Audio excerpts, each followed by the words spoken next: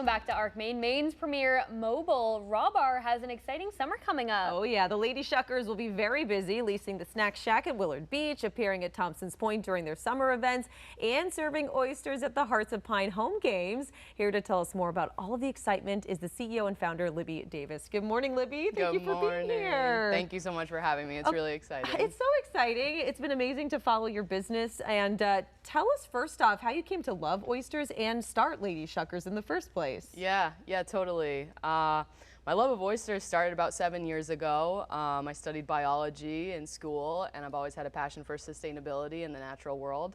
I'm a native Mainer from Scarborough, born and raised. And yeah, when I moved back to Maine in 2018, I started my first kind of staging working at an oyster bar. Shout out Maine Oyster Company. That's kind of where I really cut my teeth in the service industry and learned all about kind of running a raw bar and a restaurant operations, from logistics to event planning to sourcing. It was kind of a local watering hole for farmers, so I got to meet a lot of farmers directly working behind the bar there, and built a lot of amazing relationships, particularly with our woman-owned sea farmers, who is a big part of our mission today. Amazing. And your business just keeps on growing too. Very impressive. You're actually leasing the snack shack at Willard Beach. Tell us how that came about and what you'll be offering there. Yeah. So that's definitely a big step for us in terms of the business scaling. This is going to be our 4th season coming into it, so having our first brick and mortar location is a huge success, and so many working hands went on behind the scenes to make it happen with me and my team. And yeah, the shack itself, I know it's very nostalgic for that Willard Beach community for a lot of years. So the city of South Portland put out a bid for proposals and wanted, I think, a new company to come and activate the space. And so when we got chosen for our proposal, we were so excited to be able to bring the mission of sustainably raised Maine seafood and supporting like women in the industry and kind of spotlighting those businesses there into the space where we can be a lot more active, do more events, do more programming.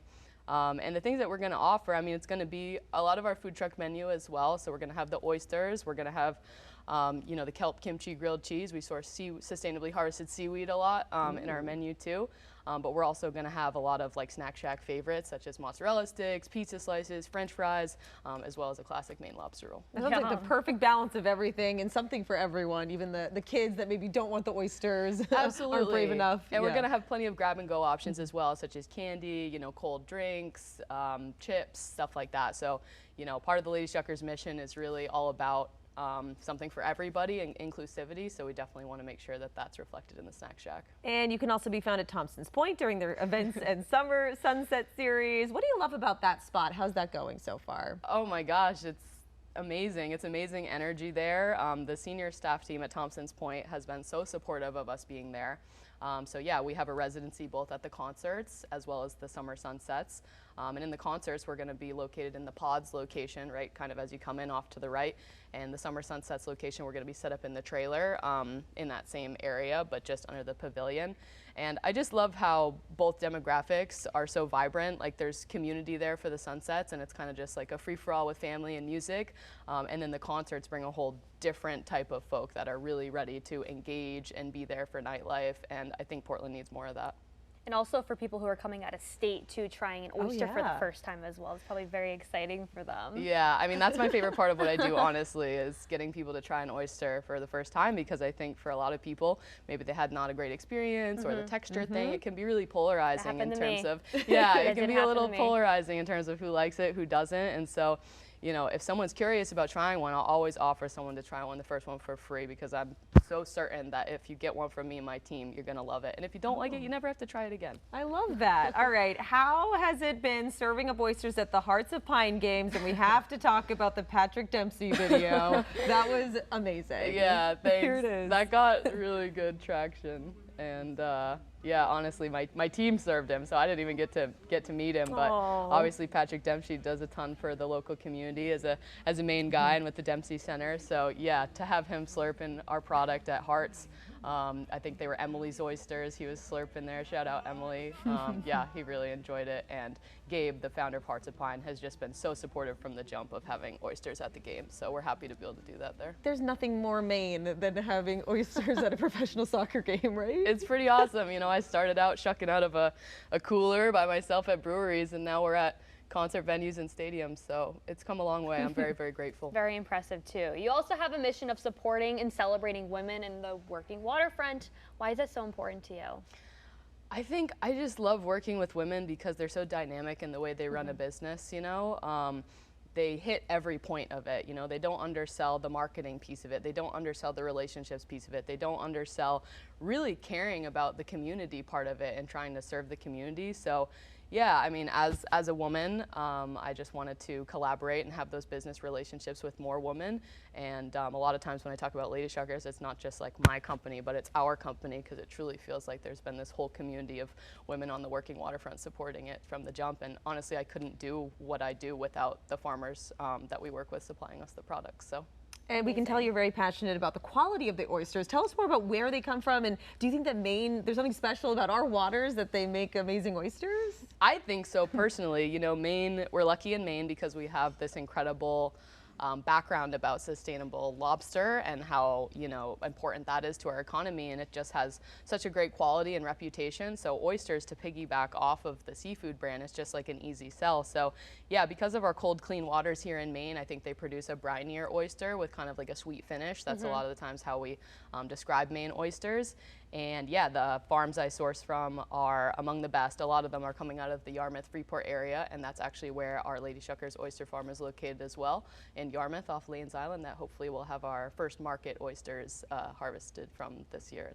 Well, I'd love to try one of your oysters. Yeah. You're going to show us, or at least you'll do a demo, maybe how to properly shuck one? I'd love to do a demo. Yeah, we have wolf's neck oysters I brought in today. Shout out Hilary and her team out there. They're my neighbor out there near Lanes. Do you ever get sore with all the shucking? You know, I tell my team there's a golden rule, that we got 2 rules working for Lady Shuckers. Number 1 is take care of yourself, and number 2 is get the order out as fast as possible. Right, some sort of combination of the two, right? Yeah, so I mean, I will say that as silly as it sounds sometimes, I'm a professional oyster shucker. That's how I pay my bills. So I've opened a couple in my day, and but like anything, you know, people learning for the first time, we do learn to shuck classes. People want to learn how to open. You know, it just takes time. It's truly about practice, and yeah, if you open enough of them, eventually you'll get fast. Yeah, it's like muscle memory, right? Totally. All right, so how do we, there's a little, you know, risk to it, right? Yeah. So here's the oyster. I mean, basically you have 2 sides of it. You have this cup side, kind of the curved side, and then you have this flat side that's called the top. Where it comes to the point here is called the hinge, and sometimes you'll get like a natural little opening there in the hinge where you'll be able to stick the tip of the shucking knife in, and that will allow you to kind of crack it open a little bit easier. But hold it firmly in your hand. I'm a righty, so my knife holds in the right hand, and you just kind of press them together, hold them firmly, and then once you feel like the knife is in, you just kind of do like a car key twist on it, okay? Now once you're open here, you're pretty much game over. The oyster is connected at the top and the bottom, so basically shucking is just separating the meat from the top and bottom part of the shell.